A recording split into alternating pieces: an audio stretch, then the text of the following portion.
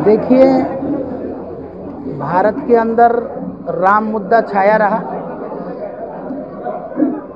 भारत के हर वर्ग ने, न्यायालय ने, भारतीय बुद्धिजीवी वर्ग ने, सबने एक स्वर से चाहा राम मंदिर बन जाए। आज राम मंदिर बन गया।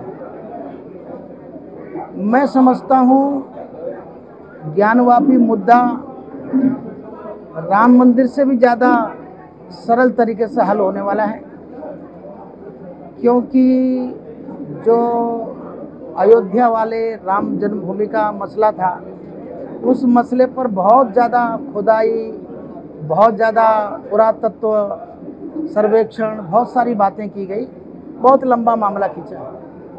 पर ज्ञानवापी परिक्षेत्र का जो मसला है वो बहुत जल्दी हल होने वाला है, क्योंकि न्यायालय जो मामला चला जाता है उसको एविडेंस की आवश्यकता होगी और वहाँ पर खुलेआम एविडेंस पड़ेंगे।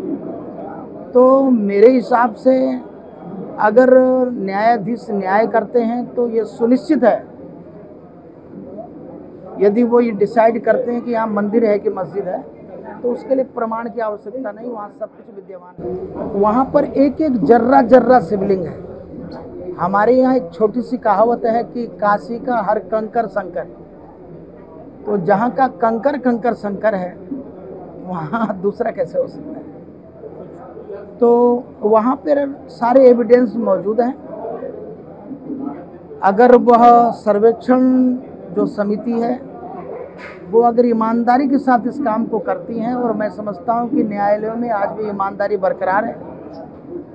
मैं हिंदू और मुसलमान को बांटने की बात कभी नहीं करूँगा, क्योंकि मुसलमानों को भारत में नमाज अदा करने का, रोज़ा करने का हक है कि नहीं, ये मेरा विषय नहीं। ये इतिहास होगा, ये संविधान होगा, ये सरकारें तय करती हैं, यह समाज तय करता है, यह परंपराएं जो हैं वो तय करती हैं। परंतु मस्जिद है कि मंदिर है, यदि इस विषय में आप मुझसे पूछते हैं तो वहाँ जा कर के आप इतने बुद्धिजीवी वर्ग पत्रकार हैं, जाकर कैमरा घुमाइए, सब कुछ मौजूद। मान्यता यही रही, जिसकी लाठी उसकी भैंस। जब मुसलमान के हाथ में लाठी थी, औरंगजेब के हाथ में लाठी थी, जब सत्ताएं विपरीत धर्म के पास पहुंचती है तो मंदिरों का यही हाल होगा, मस्जिदों का वही हाल होगा।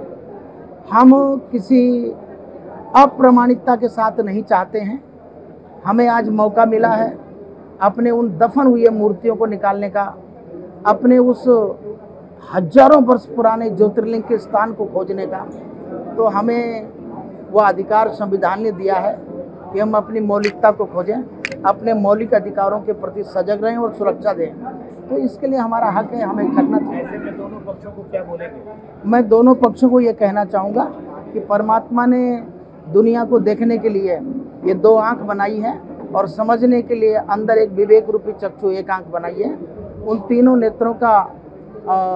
नेत्रों से ठीक से देख करके आँखें दोनों बराबर होती हैं, सब कोई बराबर इस संसार में। परंतु मंदिर और मस्जिद के विवाद का अंत करना है, ये इन विवादों को पटाक्षेप करना है, तो मुस्लिम भाइयों को सब कुछ दिखाई दे रहा है। उन्हें कह देना चाहिए काशी विश्वनाथ की नगरी है, एक काशी ऐतिहासिक मोक्ष की नगरी है, यहाँ पर भगवान शंकर ही सर्वत्र विद्यमान है। तो फिर मंदिर मस्जिद के अंदर फिर दूसरे देवता कहाँ से आ सकते हैं? यदि ऐसा संविधान का, बायलॉज का ऐसा कोई आर्टिकल है तो फिर भारत के किसी शख्स को बोलने का हक नहीं है, वो न्यायालय तय करेगा। कहूँगा यदि कहीं पर हिंदू समाज बैठ करके आराधना साधना करता रहा तो आप प्यार से अपने भाइयों को वो वापस कर दीजिए, वरना वही हाल होगा जो अयोध्या का।